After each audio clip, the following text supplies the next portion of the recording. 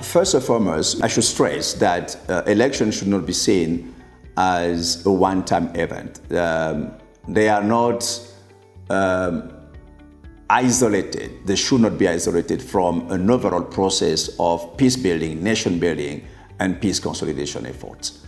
We went through that, for example, in the Central African Republic, whereby some of the stakeholders tried to challenge the outcome of the election, but we were able to prove that there was no way such a mechanism could have been tampered with, and therefore it helped a lot in averting the further escalation and exacerbations of political tensions, which could have led, of course, to a full-blown conflict in the country. So having an electoral process that is seen as transparent, in which stakeholders themselves have full trust in, I think is also an important element into ensuring that the outcome of the election is seen as acceptable by all stakeholders.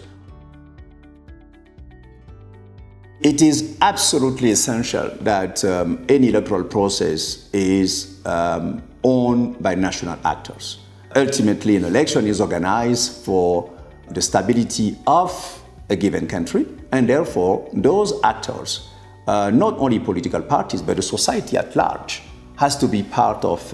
electoral process, giving voice to civil society organizations, to all stakeholders in the society, including minority groups, is absolutely essential. And here, I want to make it very clear that we have seen it in many contexts where women organizations, youth organizations, more broadly civil society organizations, have given voice to an electoral process and therefore are somehow watchdogs of the electoral process. And this is how national ownership is consolidated beyond the critical role that governments play. And this is what we went through, for example, again, in the Central African Republic. We, as the United Nations, convening the entire international community in the country, in which the African Union, the European Union, the Economic Commission of Central African States were all part of the electoral process, but we were all sitting around the Prime Minister of the country at the time, who was convening us on a regular basis in a joint task force in which all aspects of these absolutely challenging elections were taking place. Of course, national stakeholders have the primary role in this endeavor, and our support can only be in a kind of empowering capacity. But this is absolutely critical that at the end of the day, any electoral process is owned by its own nationals.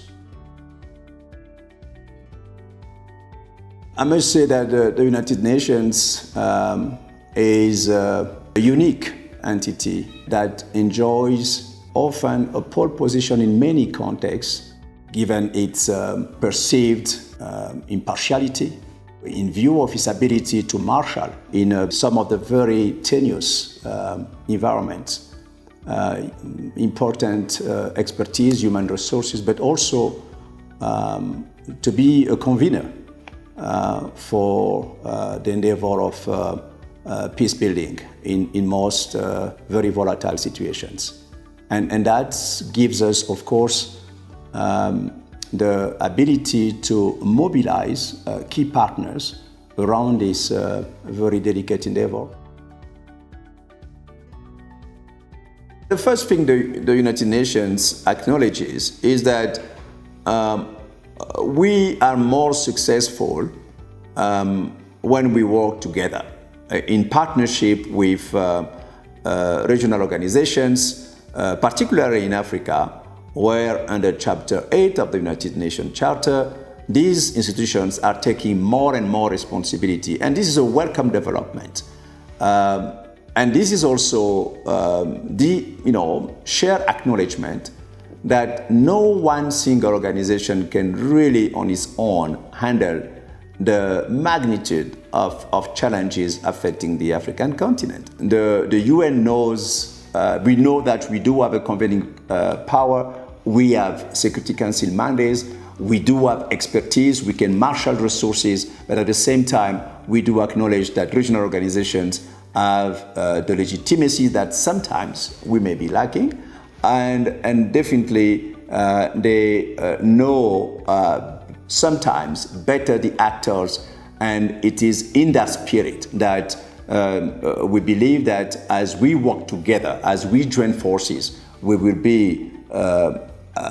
increase the opportunities for us to overcome the challenges we face on the continent.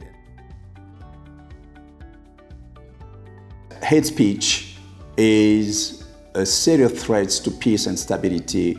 in most countries, almost everywhere, and is becoming even more pervasive today through the use of new telecommunication system, the social media, and it is really posing a serious threat to peace and stability, especially in volatile environment. And therefore, we must be very clear and strongly condemn the use of hate speech, which incites violence and through the use of inflammatory messages that are absolutely dangerous by weaponizing divisions in already very fragile environments.